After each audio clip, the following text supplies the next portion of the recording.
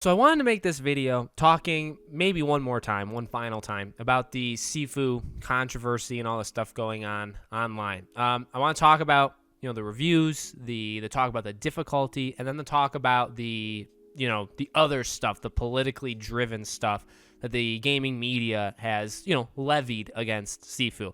I think it's predictable. I think it's pathetic, as the title would imply. I think it's unnecessary, and I just wanted to have one kind of talk, you to me talking about it before I let it go. I think Sifu is an incredible game. I'm loving it. I actually think, depending on when you guys see this video, I actually may be live streaming this game later today on this channel. So maybe you can stop by, say hi, and go from there. I'm pretty sure I'm going to do it. I'm enjoying it. And by the way, am I saying that there's not anything to criticize about this game? No. If you know me, which doesn't take much, I am totally pro, whatever. You can criticize whatever you want. You can have issues with things, whatever issues that you want. Obviously, there should be some sort of backing, and you should at least believe what you're saying. But I'm also not saying that Sifu is some perfect 10 out of 10 game. It's something we should be bowing to. You should be saying your prayers at night to Sifu, not to anything else. Like, I'm not saying that, okay? So I do want to make that clear, that if you do have issues with Sifu, or you don't think it's the greatest game of all time,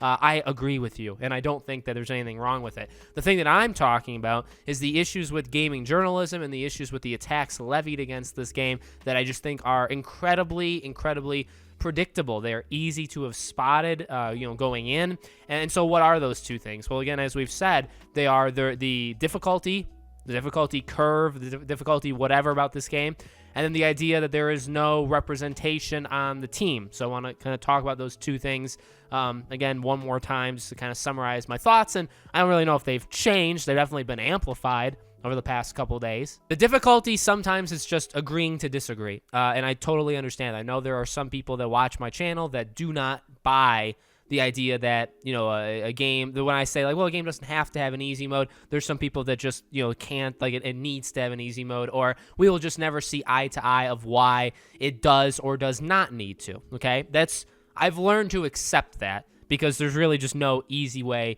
around it, I guess, besides accepting it. I don't think this game needs an easy mode. I think they deserve to make whatever game they want to make, and yes, the consequences they get off of that is up to them. If they don't make an easy mode and they're saying only people that are able to do this stuff can play the game, then that's what they've done, and that's what they are going to get. And of course you're going to get people that say, well, that's not who I am, or that's not. Now, I would counter saying, well, you have other games you can play. You don't need. Sifu does not need to be for everybody. Every game does not need to be for every person. There needs to be games, plural, that exist for any kind of person, but not every specific game needs to be for every person. So that's a distinction that I don't think really anybody makes. I don't really think anybody even understands. I believe in that, and that's okay if you don't. It's okay if that's not how you see it. It's how I see it, and I think it's a really good argument against the idea that this game needs to be for you, or Elden Ring needs to be for you. The biggest thing to me is just, again, the predictability. We saw it coming. You saw it coming with difficulty. So with gaming journalists, it's not even just so much about that, right? It's about easy mode, accessibility. There's always going to be that stuff. But then there's also the idea that they just can't play this game. This is another example of a game that comes out. The gaming journalists just can't play. They play a couple levels. They don't make it through level 2 or 3, which is, by the way, it's fine, because as of I'm recording, or when I'm recording this video, I haven't made it past level 3.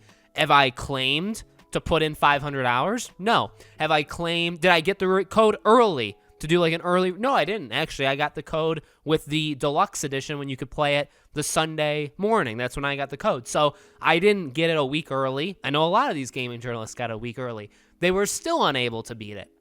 It's their job to play it. They're assigned to review this game, and they still can't do it. So that's what's predictable. That we knew. It's like clockwork. Watch, give it, let's look at our watches. Give it a week, maybe 2.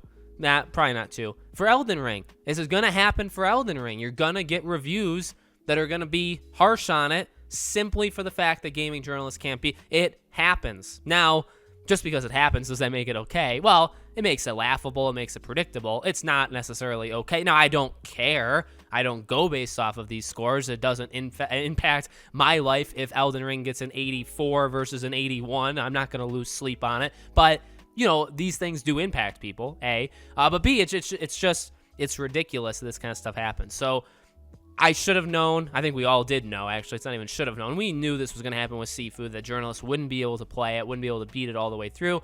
And that just should show you, I'm not even going to tell you. I try not to tell you guys what to think in general, but to tell you, with these gaming journalists, I will let you make up your own mind. Do you want to read from these people that did get the code 7-8 days early, that are assigned to playing this game, assigned to now? Yes, do they have other jobs, other responsibilities? Yes, they do. Okay, I understand that they don't just sit there and play Sifu, but again, when they're pretending to be gaming journalists, when they aren't actually, and they want to do something else in life, and they find themselves in this role, the whole narrative kind of comes full circle, and you actually start to understand it a little bit better. Now, the second part, obviously, is the attacks to the diversity. Now, this is another talk that I'm not willing to die on this hill, and I actually understand, because I've had talks with and actually you may know who you are, the person. I won't say your name just in case you're uncomfortable, but I've had talks with people that have said, like, is it something that you may want to get? Somebody who's part of this culture, or whatever, you may want to get like a consultant. Like, yes, and I don't want to die on the hill that, like, that's absolutely, like, you don't, like, please, for the love of God, never do that. You're bowing down to these people if you do it, stuff like that. Like, no, if you feel like representation is important, or maybe it factually does enhance it. I don't know.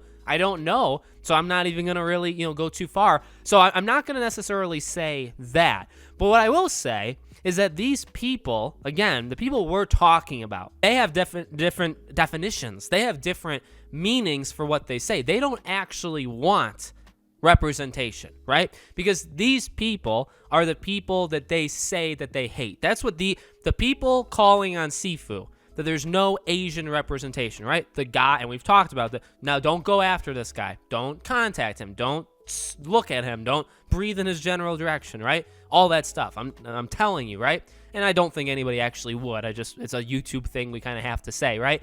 The guy who started this with the first article that talked about it, which, by the way, then you see in the reviews, all these reviews, there's some nice pictures taken by Sophia Narwitz on Twitter of just all these reviews all saying the exact same thing. Because, again, these people are all the exact same.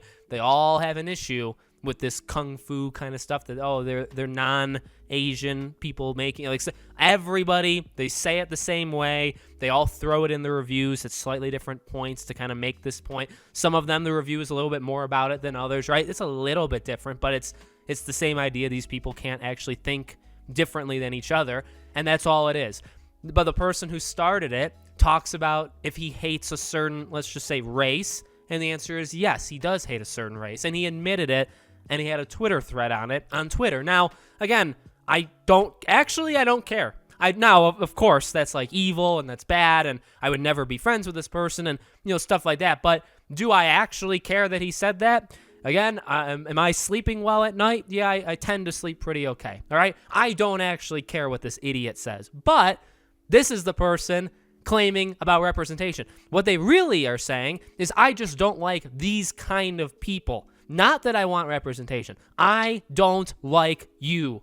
I don't like your race. That's what this person is. And then when you have other people going around retweeting him and agreeing with him and saying, oh, you should read his article, he puts it in a little bit more context. He kind of talks about why he hates a certain race. Yeah, that's very good.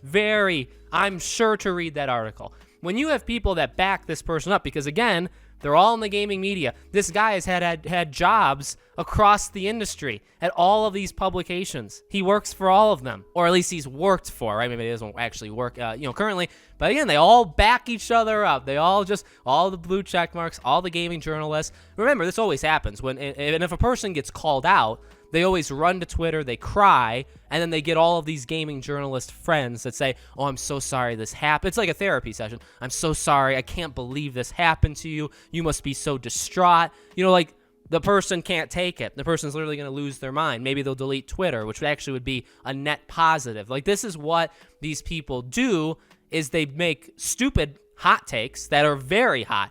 Saying you don't like an entire race is kind of a word that you're supposed to be against, and you say you're against, and you would definitely call me it in a heartbeat. But actually, no, you're that.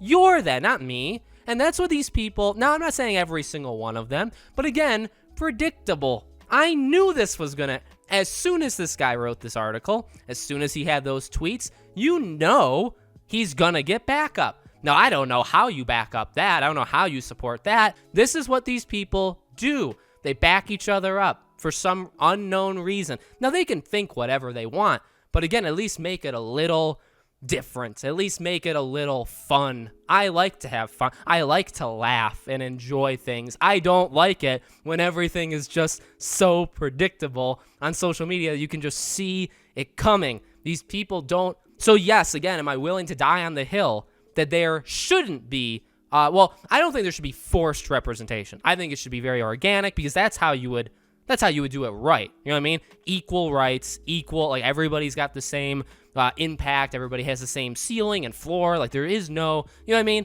It's based off of the merit of your skill, but you're all given equal opportunity. Like that, is that so hard? Is that so radical to say out loud? I don't think it is at all. That's what I want. So yes, you know, if there's Asian folks that know what they're doing and they were part of the studio or they were reached out to, bring them in. It could probably only help the game. Fine.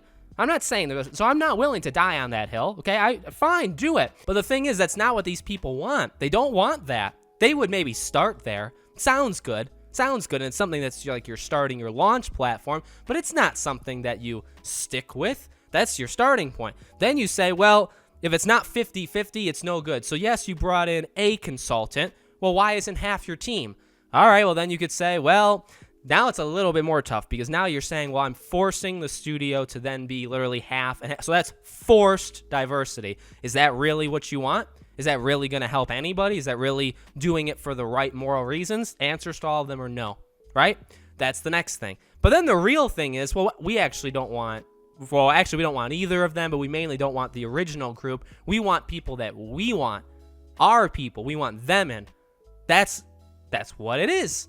That's what these people, and they wonder why everybody flocks and leaves them and comes to other places. They wonder why there's more free thinkers, more people that are just kind of independent, that say whatever they want and actually believe in themselves and believe in what they say here on YouTube versus at IGN. Well, why is that? Well, it's because that's not what IGN does. They actually are anti this.